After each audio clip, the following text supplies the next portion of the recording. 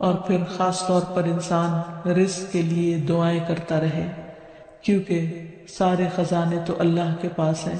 وہ جب جس کو جتنا چاہے عطا کر سکتا ہے۔ اس کے لیے نبی صلی اللہ علیہ وسلم کی سکھائی ہوئی مسنون دعائیں بہت ہی بہترین ہیں۔ نبی صلی اللہ علیہ وسلم ہر روز صبح فجر کی نماز کے بعد یہ دعا پڑھتے تھے، اللہم انی اسألک علما نافعا ورزقا طیبا وعملا متقبلا۔ اے اللہ، میں تجھ سے علم نافع، طیب رزق یعنی پاکیزہ رزق اور مقبول عمل کا سوال کرتا ہوں، یعنی ایسے عمل کی توفیق دے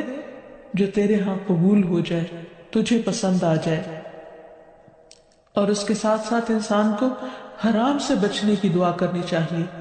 اس سلسلے میں آپ صلی اللہ علیہ وسلم نے جو دعا سکھائی وہ ہے اللہم اکفنی بحلالک عن حرامک واغننی بفضلک عمن سواک۔ اے اللہ، اپنے حلال کے ذریعے حرام سے میری کفایت فرما، یعنی مجھے اتنا حلال دے کہ مجھے حرام کی ضرورت ہی نہ رہے، اور اپنی مہربانی سے مجھے اپنے علاوہ ہر ایک سے بے نیاز کر دے، یعنی مجھے انسانوں کا محتاج نہ کر، کسی اور کا محتاج نہ کر،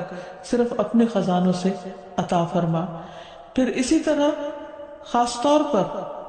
بڑھاپے کی زندگی کے لیے وسعت رزق کی دعا کرنی چاہیے، کیونکہ جب انسان بوڑھا ہو جاتا ہے تو اس کے اعضاء کمزور ہو جاتے ہیں، وہ اپنے لیے خود کچھ کمائی نہیں کر سکتا، وہ دوسروں پر ڈیپینڈنٹ ہو جاتا ہے، تو اس وقت وسیع رزق کی دعا سکھائی گئی۔ فرمایا اللہم اجعل اوسع رزقک علی عند کبر سنی وانقطاع عمری۔ اے اللہ، جب میں بوڑھا ہو جاؤں اور میری عمر ختم ہونے لگے تو میرے رزق کو وسیع کر دے۔ اور اسی طرح اپنے لیے اور اپنی اولاد کے لیے وسیع رزق کی دعا کرنی چاہیے، جیسے ابراہیم علیہ السلام نے دعا کی تھی ربنا انی اسکنت من ذریتی بواد غیر ذی زرع عند بیتک المحرم ربنا لیقیموا الصلاة فاجعل افئدة من الناس تہوی الیہم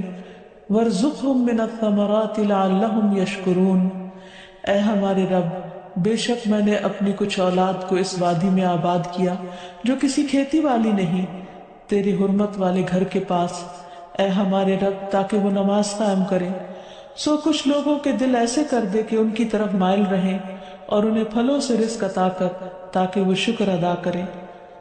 تو اس میں ہم دیکھتے ہیں کہ ابراہیم علیہ السلام اپنے بچوں کے لیے روحانی رزق کی دعا بھی کر رہے ہیں، جذباتی محبت کی رزق کی دعا بھی کر رہے ہیں،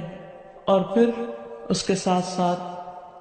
جسمانی رزق کی دعا بھی کر رہے ہیں جو ہر انسان کی ضرورت ہے،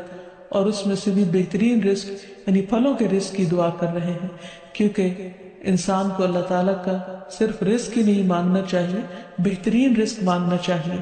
یعنی ایک تو سمپل سی دعا ہے اللہم ارزقنی، اور پھر ورزقنا وانت خیر الرازقین، جو سورۃ المائدہ میں اللہ تعالیٰ نے دعا سکھائی ہے، اور ہمیں رزق دے اور تو سب رزق دینے والوں میں سے بہترین ہے۔